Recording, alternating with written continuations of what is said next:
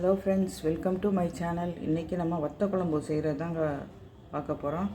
வாங்க வீடியோக்குள்ளே போய் பார்ப்போம். அதுக்கு தேவையான அளவு நல்லெண்ணெயோ கடலெண்ணெயோ ஊற்றிக்கலாங்க. நல்லெண்ணெய் ஊற்றினா டேஸ்ட்டாக இருக்கும். ஆனால் நான் வந்து இன்றைக்கி கடலெண்ணெய் தான் யூஸ் பண்ணி செய்கிறேன். அது எண்ணெய் காயட்டுங்க. இப்போ எண்ணெய் காஞ்சிருச்சு, நம்ம கடுகு போட்டுக்குருவோங்க. கடுகு கொஞ்சம் பொரியட்டும். இப்போ நம்ம வெந்தயம் சேர்த்துக்குருவோம் 1 டீஸ்பூன். அது கொஞ்சம் சிவக்கட்டுங்க. இப்போ 1 டீஸ்பூன் ஜீரகம் போட்டுக்கணும்.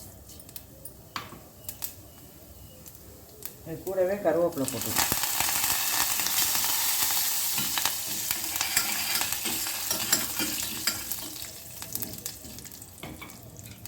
இப்போ நம்ம இது 1 கப்பு வெங்காயங்க. சின்ன வெங்காயம் சின்னதாக நறுக்கி வச்சுருக்கேன், அதை போட்டுக்கணும். சின்ன வெங்காயம் போட்டால் தான் டேஸ்ட்டாக இருக்கும் இந்த வத்த குழம்பு. அது கொஞ்சம் வதங்கட்டும் நல்லா எண்ணெயிலேயே. இப்போ நம்ம 1 கப் பெரிய வெங்காயம் சின்ன வெங்காயம் போட்டிருக்கோம். அதே மாதிரி 1/2 கப்பு பூண்டு அதையும் போட்டு சேர்த்து நல்லா வதக்கிக்கணும். அது கூடவே கொஞ்சம் தேவையான அளவு லைட்டாக உப்பு போட்டுக்கிறோம். ஏன்னா வத்தல்லையும் உப்பு இருக்கனால பார்த்து போட்டுக்கணும். இது கொஞ்சம் வதங்கட்டும் நல்லா. ஒரு வத்தல் போட்டு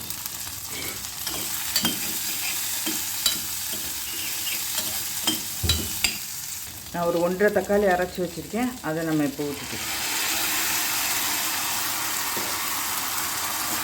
அதையும் நல்லா கலந்து ஊற்றிக்கணும். இப்போ வெங்காயம் கொஞ்சம் நல்லா வதங்கிருச்சு. இந்த ஸ்டேஜில் வந்து தனி மிளகாத்தூள், மல்லித்தூள், மஞ்சத்தூள் போடலாம். நான் வந்து சாம்பார் பொடி போடுறேன். கொஞ்சமாக சாம்பார் பொடி போட்டுக்கணும்.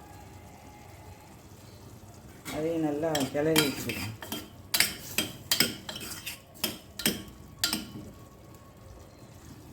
கொஞ்சமாக 1/4 டீஸ்பூன் காஷ்மீரி தூள் போட்டுக்கிறீங்க. இந்த கலருக்காக 1/4 டீஸ்பூன் போட்டால், ஏன்னா நம்ம சாம்பார் பொடி போட்டுக்கோம்.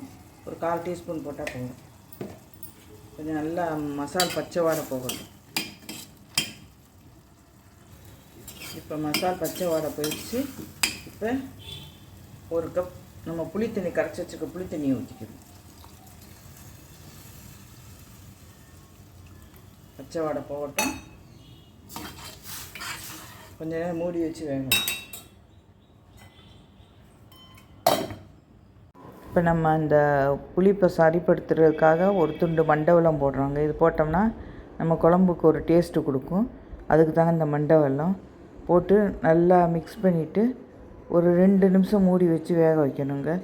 இப்போ வந்து அந்த பக்கம் ஒரு பாத்திரத்தை வச்சு தேவையான அளவு எண்ணெய் ஊற்றி நம்ம எல்லா வத்தலும் கலந்ததை, சுண்டை வத்தல், பாவக்காய் வத்தல் எல்லாம் கலந்ததுங்க, அதை போட்டு நல்லா பொரிச்சிட்டு அதை தூக்கி நம்ம அந்த குழம்புல போடணுங்க. போட்டுட்டா நம்ம வத்த குழம்பு தயாருங்க. எண்ணெயோடு சேர்த்தே போட்டுடணும். இந்த வத்த குழம்பு தயாருங்க. இந்த குழம்பு ரொம்ப டேஸ்ட்டாக இருக்கும். நீங்களும் இந்த வத்த குழம்பு செஞ்சு பார்த்துட்டு இந்த குழம்பு ரெசிபி உங்களுக்கு பிடிச்சிருந்துச்சா, டேஸ்ட்டு பிடிச்சிருந்தா மற்றவங்களுக்கு ஷேர் பண்ணுங்க.